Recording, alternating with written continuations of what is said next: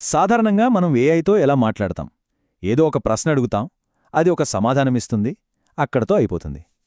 కానీ అలా కాకుండా కేవలం ఒక ఏఐకి పనులు చెప్పడం ఆపేసి మనకోసం పనిచేసే ఒక పూర్తి ఏఐ నిపుణుల టీంనే తయారు చేయగలిగితే?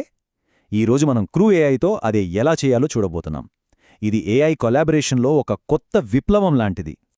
ఒక్కసారి ఊహించుకోండి, ఒక కాంప్లెక్స్ మార్కెట్ ఎనాలిసిస్ రిపోర్ట్ కావాలి. దానికోసం ఒక డేటా సైంటిస్ట్ ఏజెంట్ ఏమో ఉన్న డేటా అంతా లాగుతుంది, ఒక స్ట్రాటజిస్ట్ ఏజెంట్ ఏమో ఆ డేటాలో ఉన్న ట్రెండ్స్ని అనలైజ్ చేస్తుంది. ఆ తర్వాత ఒక రైటర్ ఏజెంట్ వీళ్ళిద్దరిచ్చిన ఇన్ఫర్మేషన్తో ఒక పర్ఫెక్ట్ రిపోర్ట్ రాస్తుంది. వీళ్ళంతా ఒకే టీంగా పనిచేస్తారు. అద్భుతంగా ఉంటే కదూ? ఇదే క్రూ ఏఐ వెనుకున్న ఐడియా. ఇది ఒక్క ఏఐ కాదు, ఇదొక పూర్తి ఏఐ టీం. ఈ జర్నీలో మనం 6 ముఖ్యమైన విషయాలు తెలుసుకోబోతున్నాం. ముందుగా క్రూ ఏఐ అంటే ఏంటో బేసిక్స్తో మొదలుపెట్టి దానిలో ఉన్న ఏజెంట్స్, టాస్క్స్ అంటే ఏంటో చూద్దాం. ఆ తర్వాత రియల్ వరల్డ్లో దీన్ని ఎలా వాడుతున్నారో కొన్ని ఇంట్రెస్టింగ్ ఉదాహరణలు చూసి ఫైనల్గా మన మొదటి ఏఐ టీంని ఎలా బిల్డ్ చేయాలో కూడా నేర్చుకుందాం. రైట్, ఇక మనం మొదటి టాపిక్లోకి వెళ్ళిపోదాం.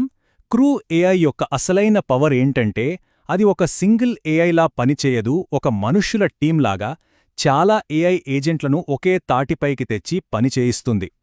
ఇది ఆటోమేషన్లో నెక్స్ట్ లెవెల్ అన్నమాట. క్రూ ఏఐని అర్థం చేసుకోవడానికి ఇదొక best example.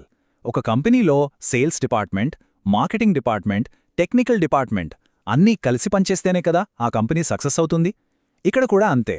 Researcher agent information ఇస్తుంది, రైటర్ ఏజెంట్ కంటెంట్ రాస్తుంది, ఎడిటర్ ఏజెంట్ దాన్ని పాలిష్ చేస్తుంది. ప్రతి ఏజెంట్కి ఒక స్పెసిఫిక్ రోల్ ఉంటుంది, కానీ అందరి గోల్ మాత్రం ఒక్కటే. ఇప్పుడు క్రూ ఏఐ యొక్క బిల్డింగ్ బ్లాక్స్ ఏంటో చూద్దాం. ముఖ్యంగా మూడుంటాయి: ఏజెంట్స్, టాస్క్స్, ఇంకా క్రూస్. ఈ 3 అర్థమైతే చాలు, మన సొంత ఏఐ టీంని తయారు చేయటం మొదలుపెట్టొచ్చు. ముందుగా ఏజెంట్. ఇది మామూలు చాట్బాట్ కాదు, ఇది ఒక స్పెషలిస్ట్ అన్నమాట. అంటే దానికొక జాబ్ టైటిల్ ఉంటుంది.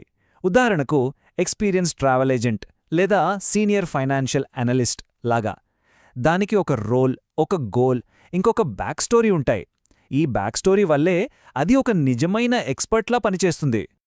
ఇక టాస్క్ అంటే మనం ఏజెంట్కి ఇచ్చే పని. కానీ ఏఐ గురించి రాయి అని జనరల్గా చెప్పడం కాదు. ఏఐ ఫ్యూచర్ మీద 1000 పదాల ఆర్టికల్ రాయి, లేటెస్ట్ ట్రెండ్స్ అన్నీ కవర్ అవ్వాలి అని చాలా స్పెసిఫిక్గా చెప్పాలి. మనం టాస్క్ని ఎంత క్లియర్గా ఇస్తే అవుట్పుట్ అంత పర్ఫెక్ట్గా వస్తుంది. ఫైనల్గా క్రూ, ఇదే అసలైన మేనేజర్. ఇది ఏజెంట్స్ని, వాళ్ల టాస్కుల్ని అన్నిట్నీ ఒకే చోట చేర్చి ఒక టీంగా పనిచేయిస్తుంది.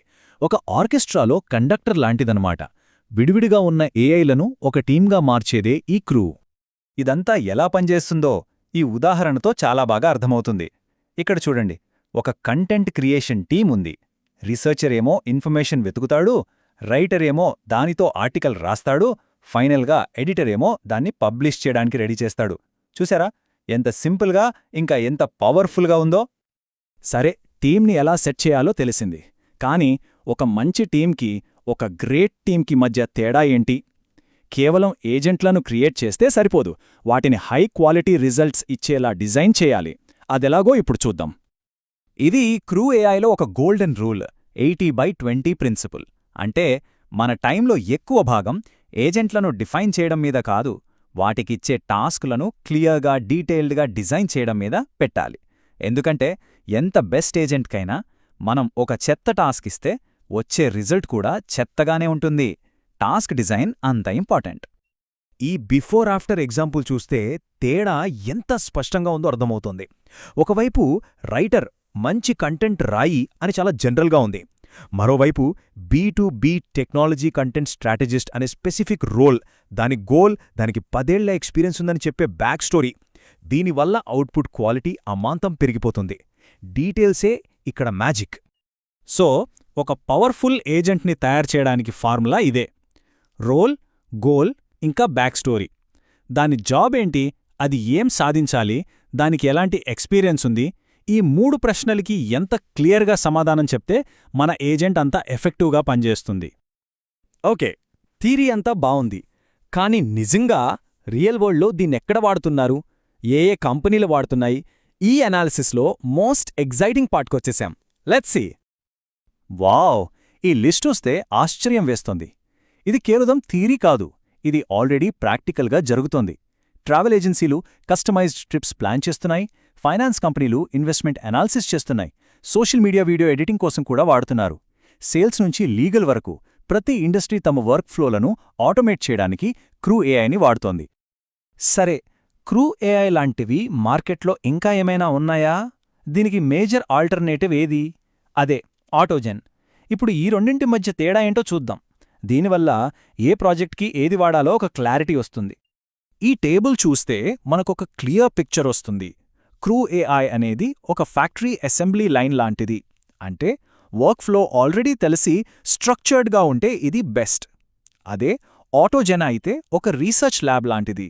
అంటే ప్రాబ్లంకి సొల్యూషన్ ఏంటో ఇంకా క్లియర్గా తెలియదు, ఏఐఏ దాన్ని ఎక్స్ప్లోర్ చేసి కనుక్కోవాలి అనుకున్నప్పుడు ఇది బాగా పనిచేస్తుంది. సో సింపుల్గా గుర్తుపెట్టుకోవాల్సిన విషయం ఇదే. మన పనికి ఒక క్లియర్ ప్రాసెస్ ఉంటే క్రూ ఏఐ బెస్ట్ చాయిస్. అలా కాకుండా ఏఐఏ అన్వేషించి కొత్త సొల్యూషన్స్ కనుక్కోవాలి అనుకుంటే అప్పుడు ఆటోజెన్ వైపు వెళ్లడం బెటర్. అద్భుతం! ఇప్పుడు మనకు క్రూ ఏఐ గురించి మంచి అవగాహన వచ్చింది. మరి మనం మొదటి క్రూని ఎలా స్టార్ట్ చేయాలి? దానికి కావలసిన ప్రాక్టికల్ స్టెప్స్ ఏంటో ఇప్పుడు చూద్దాం. టీం వర్క్ అనేది క్రూ ఏఐకి హార్ట్ లాంటిది. దాన్ని ఎనేబుల్ చేయడం ఎంత ఈజీయో చూడండి. కేవలం అలో డెలిగేషన్ ఈక్వల్ టు ట్రూ అనే ఈ ఒక్క లైన్ కోడ్ చాలు. దీంతో ఏజెంట్లు ఒకదానికొకటి మాట్లాడుకుంటాయి, హెల్ప్ చేసుకుంటాయి, టాస్క్లను పంచుకుంటాయి, అచ్చం మన రియల్ టీం లాగే. ఇంకో సూపర్ పవర్ఫుల్ ఫీచర్ ఏంటంటే memory. Memory equals to true అని సెట్ చేస్తే చాలు, మన క్రూకి ఒక బ్రెయిన్ ఇచ్చినట్టే. అది పాత పనుల నుండి నేర్చుకుంటుంది, చేసిన తప్పులను రిపీట్ చేయదు, ప్రతి టాస్క్తో మరింత స్మార్ట్గా తయారవుతుంది. ఫైనల్గా మన టీం ఎలా పనిచేయాలో కూడా మనమే డిసైడ్ చేయవచ్చు. 3 ఆప్షన్స్ ఉన్నాయి. 1 సీక్వెన్షియల్, అంటే ఒకరి పని అయ్యాక ఇంకొకరు చేయడం. 2 హైరార్కికల్, అంటే ఒక మేనేజర్ ఏజెంట్ మిగతా వారికి పనులు అప్పగించడం. 3 ప్యారలెల్, అంటే చాలా పనులు ఒకేసారి జరిగిపోవడం. మన ప్రాజెక్ట్కి ఏది సెట్ అవుతుందో దాన్ని ఎంచుకోవచ్చు.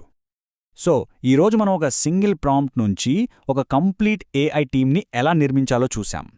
కరెక్ట్ రోల్స్, క్లియర్ టాస్క్స్, ఇంకా కొలాబరేషన్ పవర్తో మనం కేవలం ప్రశ్నలకు జవాబులు చెప్పే ఏఐని కాదు, మన కోసం కాంప్లెక్స్ పనులను సాల్వ్ చేసే ఏఐ టీమ్స్ని తయారు చేయొచ్చు. అసలైన పవర్ ఇప్పుడు మన చేతుల్లో ఉంది. మరి ఆలోచించండి, మనం నిర్మించబోయే మొదటి ఏఐ బృందం ఏ పెద్ద సవాలును స్వీకరించబోతోంది?